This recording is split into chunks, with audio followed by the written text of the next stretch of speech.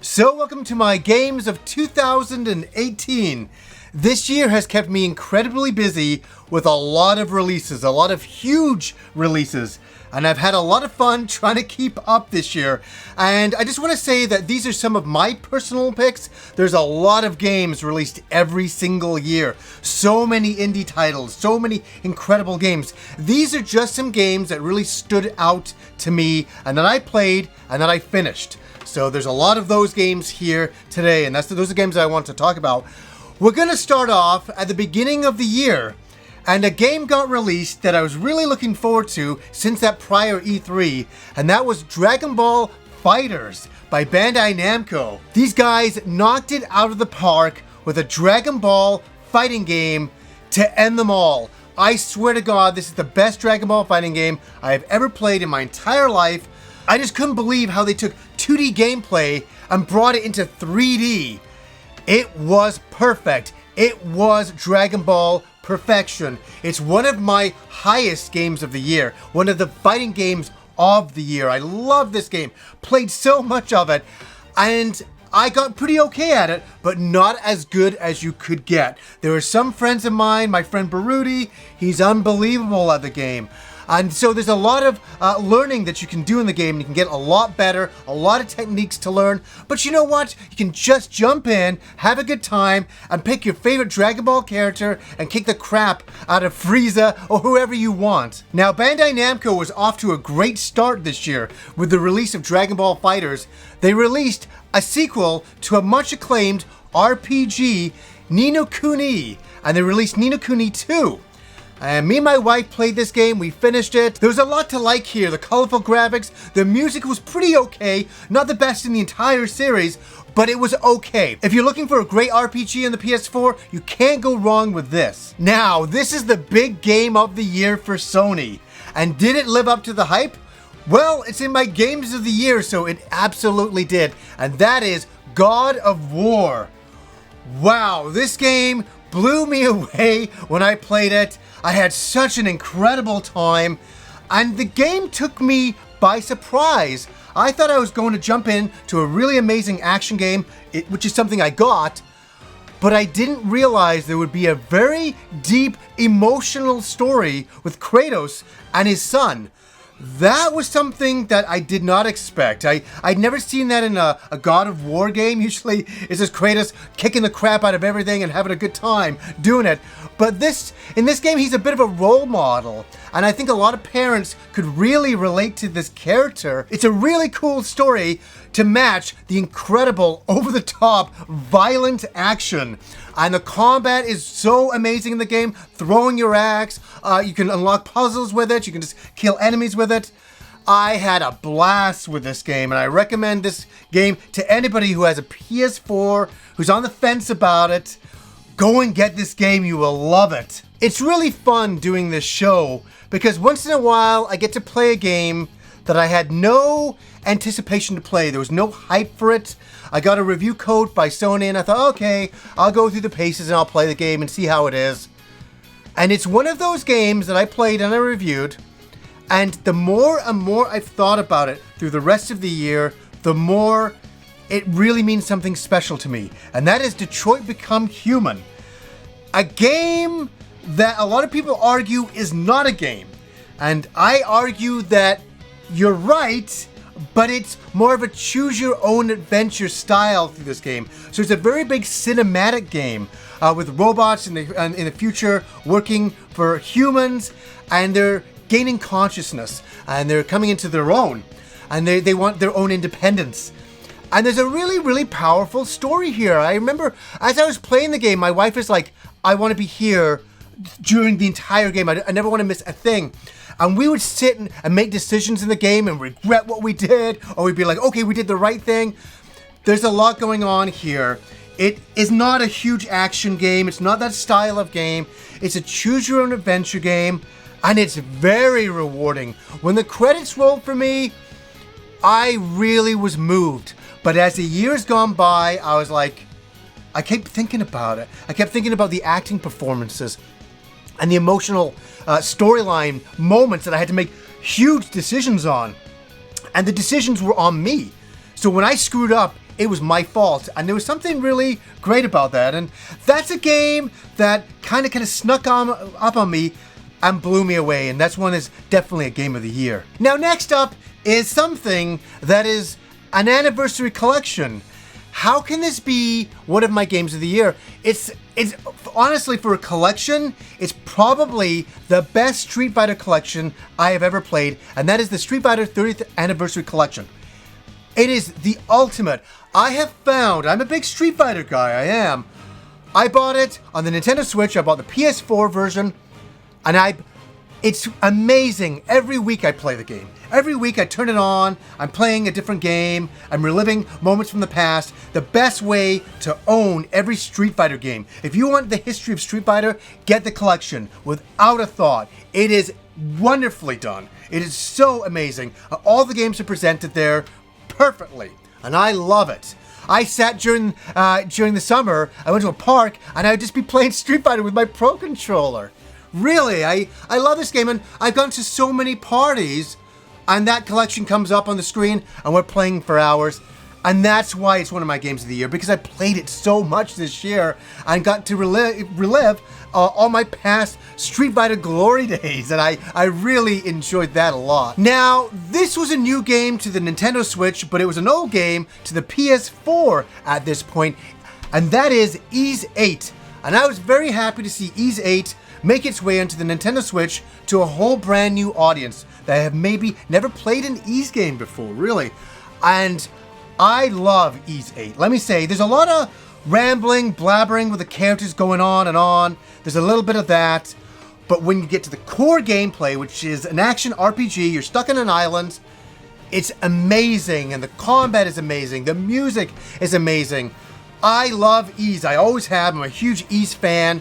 And I think they did this a lot of justice on the Switch. It doesn't have the same frame rate as the PS4, but you know what? For what they brought to the Switch, I think it's great. I played a lot of it, and I absolutely loved it. And if you're looking for an action RPG that is not Zelda, I recommend Ys. Now, going into a really wonderful moment on the Nintendo Switch this year, that again, I don't think anybody saw coming, that anybody thought was going to be this huge. A little game, a little RPG called Octopath Traveler.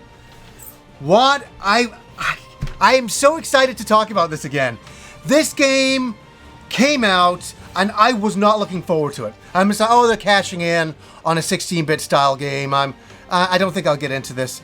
And I started to play it, and I'm like, oh my god, this is like a modern-day romancing saga.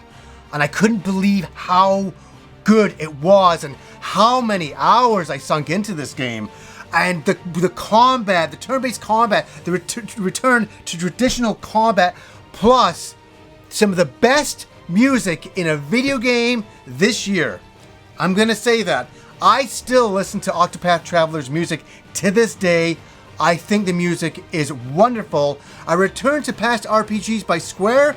Oh yes. And I think this game caught everybody by surprise. The game sold out for a little bit of time. I think they didn't produce that many because they thought, oh, it's a small RPG. Who knows who will buy it? Everybody bought it. All of my friends bought it. Everybody I know loved it. We got a lot out of the game. There's a lot of gameplay there. There's so many different characters to dive into. Oh my god, you'll be playing the game forever, and that's a great thing. Now, some other games that got released that are not new games. These are ports of the original games that came out in like 2000, 2001. I had to mention them because it was wonderful to see them again on modern day consoles. And that is Shenmue 1 and Shenmue 2. Now, I know that there were some problems with some glitches for some players on the Xbox version, on the PS4 version. I believe that they patched those all now. When I played my review copy, I didn't get any glitches. The games played fine on the PS4. So I didn't have any of that initial, oh my god, they didn't get it right. I thought they got it really right. The versions I played seemed to play completely fine, matching the originals. And it was just wonderful to revisit Shenmue again in the year 2018. It was amazing. I was just happy to play them again and to revisit Japan 1986. Now, I've often said that I'm not a huge superhero guy these days, and especially I'm not a guy who plays a lot of superhero video games. Where, wow, color me surprised this year when I played SpiderMan on the PlayStation 4. I started to play this game, and it's one of those things you realize it's a game of the year almost in the first 10 minutes you're playing it. You're like, oh my god, this is swinging from building to building is flawless. It feels great. I like the storyline that's going on here. I like going around the entire city collecting things. I like the combat. I like, saving people in the middle of the city. I like jumping into the middle of the city and people taking photos with me. I was like, this is excellent. And I am an old Spider-Man fan from the 80s. I'm a huge Spider-Man fan. Web of Spider-Man, The Amazing Spider-Man. I grew up on those. I love them. And I thought that they brought this into a video game so perfectly, and I had so much fun. And I remember for the review copy that I got from Sony, playing the game for 12 hours at a time. And when I finally finished the game, I felt physically ill because I pushed myself so hard to get through it. And I think it took me around 20 hours to get through the whole game, but I was doing like 12 hours and then another 8 hours. It was nuts. But I loved every minute of it, and I really enjoyed that weekend where I played it, and I'll never forget that. That's one of those moments I always like, that Spider-Man weekend was awesome. It was tough, but it was great. Now, I said Octopath Traveler is one of my favorite RPGs of the year, where there's one that just tops it a little bit, just a little bit, and that is Dragon Quest XI. We've been waiting for this game for years, and it finally came out. I played the Japanese game last year. I finally got to play the American version this year. What did I think? I think it's game of the year. I think if you like JRPGs, they've knocked it out of the park. Graphic-wise, story-wise, combat-wise, music-wise. I know some people were bashing the music. I was like, what's going on? I thought this music was great. This, as I've said many times, is comfort food for me. I'm a massive, huge Dragon Quest fan. And this game delivered in all of its glory. And let me say, I did think this was one of the easier Dragon Quest games we've ever played. I hope in the future they bring back a little bit more of the difficulty. I know you could change the difficulty at one point in the game. We never did that. I would like a little bit more of a spiked difficulty, kind of harkening back to 8. But other than that, I cannot complain. Me and my wife played this game so much, and when the credits roll, there's still more gameplay to be had, and we were so happy to keep on going. We didn't want it to end. This is one game we did not want to see the ending. And when we got the ending, there's a bit more gameplay, so that's one great thing with it. Another big surprise for me this year, I got to play a racing game that I never talked about in any episode, and I feel really, really bad about it. I should have, and that's why I'm here doing it now. Forza Horizon 4. This is, quite literally, the best racing game I have ever played in my entire life. I start to play it, and I'm like, oh, this is a lot of fun. And I'm like, look at these weather effects. And I'm like, look at these environments. I'm like, look at all these cars. And then I'm racing in Scotland, and I'm just like having the best time of my life. And all of a sudden, my Xbox One X was shining. I was loving it, and I was like, this is a great racing game, if not one of the best racing games I have ever played. I love the game, and I think if you have an Xbox One X, you owe it to yourself to 100% go and buy this game. You'll have so much fun playing it. And speaking of fun, there was a couple of games that I reviewed within a week's time, and it was a fun week, let me tell you. One of the games I was playing behind the scenes, it could arguably be one of my top tier games of the year. And that is Fist of the North Star, Lost Paradise by Sega on the PS4. I didn't expect much from this. I thought it was just going to be a beat-em-up style of game. I talked about it in my big review that I did. This game blew me away. A Yakuza style action game, RPG. All week I was playing the game, and I was having these moments like, wow, I'm having so much fun, and I didn't have to get in front of a camera and do it. I was just saying it to myself. I'm like, I'm having so much fun. This is great. This is great. I want everybody to play this game. That's what I really wanted. And I still recommend this game to anybody who's an old school anime fan that likes Fist of the North Star. You owe it to yourself to play this game. It's a big shock. There's a lot of stuff to collect. The combat is excellent. The graphics are excellent. The storyline is excellent. Honestly, the more and more I think about it, it's almost like a 10 out of 10 game. I could change my score and bring it up even more. I love it. And I have such fond memories with it that I'm going to play it again. I already started the second game already. When I finished it the first time, I'm like, I got to play this again. But during that week, Rob came over and we got a chance to play Mega Man 11 and put a review out on that. And it was a wonderful moment. It was really nice for me and Rob to get together like the olden days and play a Mega Man game and go all the way through it, all the way to the end. And I give Rob full credit for beating that game. I'm not really that great at Mega Man, but we had a fun time and we were laughing. And I was like, this is what video games are all about. And Mega Man 11 is a really great Mega Man game. It's difficult, it's fun, it's challenging. I don't think it brought enough new stuff to the series, but in a way, why did it really need to? All it needed to do was be a Mega Man game again. And it did that so perfectly. And what a great week that was. I just want to say that. Now, a little while ago, I did a first thoughts video on this. My first thoughts playing Red Dead Redemption 2. What a game. I was so excited to play it. I woke up the next morning and start to really delve and get into the game intensely. And it felt like Christmas morning. In October when I was playing it, I was like, this is amazing. The physics, the graphics, the storyline, the amount of detail within the world. As I say, this is a living world. They should change this to name to Westworld, because it's the closest thing you're going to get to being in Westworld. This is a great game, good music. I gotta tell you, the funniest thing too is when I started watching South Park, and they did this entire episode just when Red Dead Redemption came out, and they're just talking about how everybody's playing Red Dead Redemption 2 in South Park, and I loved it because I was like, I can relate. I can't stop playing the game. Red Dead Redemption 2 is one of my favorite games of the year. It's up there as the top tier one as well. Highly, highly recommend it. I think everybody's already bought the game already. It's already playing the game right now instead of watching this video. And that would be a smart thing to do for sure. Bandai Namco released another amazing fighting game this year, besides Dragon Ball Fighterz. And that was Soul Calibur 6. We finally returned to Soul Calibur after all of these years. And the one thing that I want to say is I was very happy to have a little bit of a break from Soul Calibur. I was getting a little bit of a burnout from them releasing so many games there over the years. And it's been quite a few years since we had a Soul Calibur.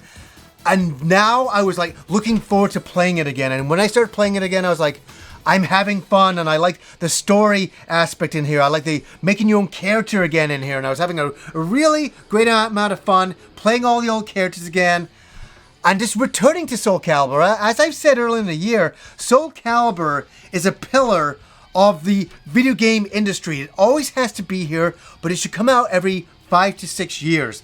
And I was so happy there was a bit of time there that it made Soul Calibur fresh and exciting again for me. And these graphics blew my mind playing them again on a modern day console. And I just had so much fun. Now, one of the biggest releases of the year for the Nintendo Switch, small game, Smash Brothers. Yes, Smash Brothers Ultimate was released, and everybody is losing their stuff over this game. A phenomenal game with so many characters. There's so much going on here. There's so much fan service. If you have a Nintendo Switch, you should just get this game just for the fan service. If you're a fan of Nintendo characters, or if you're a fan of so many other characters. We got Cloud in here. We got Snake in here. We have Ken in here. So many characters to choose from. This is the ultimate Smash Brothers event. I still to this day don't know how they're going to top this game. I think it's going to be impossible. I would not want to be in charge of that project. They come to me and said, Johnny, we need you to make a better game than Smash Brothers for the sequel. I'd be like, I'm sorry, I'm just committing suicide right now. I can't do that. I can't handle it because they got it so right. And it's a game on the Nintendo Switch that I think is going to be the big seller this Christmas season, and I think it deserves to be so, for sure. And for the last game that I mentioned here, it's a beautiful end to the year, and that is for Monster Boy, The Cursed Kingdom. This is another Wonder Boy game in the same vein as the Wonder Boy series.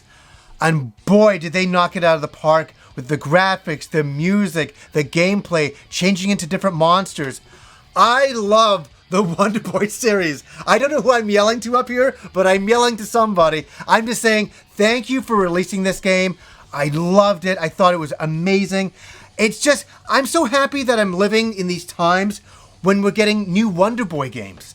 What a time to be alive. And we're getting a whole bunch of sequels to favorite games that I really enjoy. Even in 2019, we're getting a Streets of Rage game. Who knows? A Streets of Rage 4. Is that going to be my game of the year in 2019? I don't know, but it's going to be fun to find out. But guys, tell me some of your favorite games of the year. Put them down below. I'll definitely read all the comments, and I'll look to see if there's anything I missed, and I'm sure I missed a lot. These are just some of the games that I did finish that I want to come in and talk about for sure. So anyways, guys, until next time.